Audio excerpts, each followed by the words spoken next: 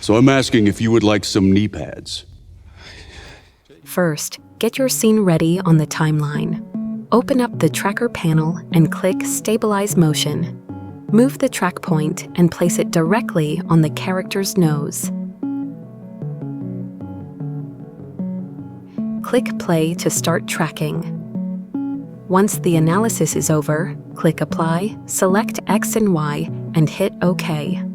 Now, because the shot is stabilized, you'll see black edges moving around the frame.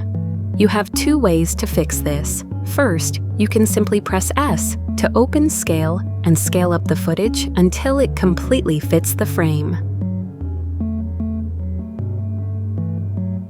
Alternatively, you can use the motion tile trick.